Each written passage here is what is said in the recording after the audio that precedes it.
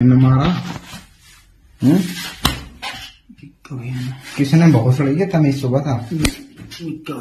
উত্তর প্রদেশ বারবার খবরের শিরোনামে। সে আকলাক থেকে শুরু করে আফরাজুল থেকে শুরু হয়েছিল মুসলিম নিধন, মব লিঞ্চিং, সে যেন থামছে না। সামনে এক ভিডিও এসেছে, যে ভিডিওতে মোহাম্মদ নাদিম বলে একজনকে মারা হচ্ছে এবং তার গোটা শরীরে চিরাচিরা দাগ, মারের দাগ, ছুরি দিয়ে কাটার দাগ। সেই ভিডিও ভাইরাল এবং সেই ভিডিওতে দেখা যাচ্ছে প্রিন্স শর্মা নামে এক ব্যক্তি, সে তাকে মেরেছে এবং মারার পরে তারা গর্বের সঙ্গে ভিডিও করছে এবং ভিডিও করে তারা সোশ্যাল মিডিয়ায় আপলোডও করেছে। এবং যে ব্যক্তিকে মারা হয়েছে মোহাম্মদ নাদিম, সে কথা বলতে পারছে না, এমন বিভীষিকাময়। বারবার হিন্দুত্ববাদী সংগঠন তারা মুসলিম নিধন করে, প্রকাশ্যে মারে, গোরক্ষকের নামে মারধর করে, জয় শ্রীরামের নামে মারধর করে এবং মারধর করতে করতে জয় শ্রীরাম বলে। সেই ভিডিও আপলোড করার পর গর্বের সঙ্গে তারা প্রচারও করে। বারবার এই ভিডিও সামনে আসছে, কিন্তু উত্তরপ্রদেশ পুলিশ, ভারতীয়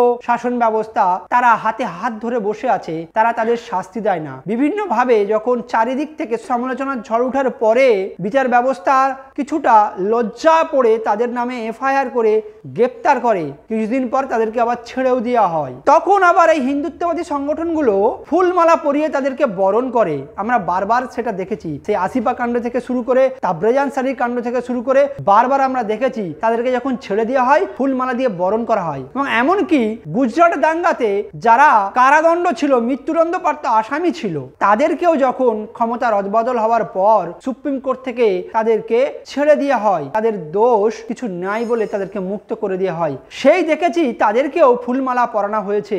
যারা সেই গর্ভবতী মায়ের পেট থেকে ছুরি দিয়ে চিরে বাচ্চা বার করেছিল, তাদেরকে যখন বিচার ব্যবস্থা প্রহসনে পরিণত হয়ে তাদেরকে ছেড়ে দেয়, তখন তাদেরকে ফুলমালা পরানো হয়। সামনে যে ভিডিওটা আপনারা দেখলেন, এই ভিডিওটা উত্তরপ্রদেশের হাপুর জেলার নিধওয়ালি গ্রামের ধৌলানা বিভাগের, এবং ধৌলানা পুলিশ তারা এই অত্যাচারের কথা স্বীকার করেছেন এবং তারা তাদের অফিসিয়াল পেজে পোস্টও করেছেন। তারা সেখানে বিবৃতি দিয়েছেন, 3 জনকে তারা গ্রেপ্তার করেছে। যাক, এক্ষেত্রে হয়তো সঙ্গে সঙ্গে বা 1-2 দিনেই অপরাধীকে গ্রেপ্তার করেছে, পরবর্তীকালে তাদের শাস্তি হবে না তাদেরকে বারবারের মতো সেই অপরাধীকে বিচার ব্যবস্থায় নিয়ে গিয়ে তাদেরকে লঘু করে গিয়ে তাদেরকে নির্দোষ হিসাবে খালাস করবে, ফুলমালা পরিয়ে তাদেরকে আবার সম্মান জানানো হবে, পরবর্তীতে তাদেরকে টিকিটও দেওয়া হবে ভোটের।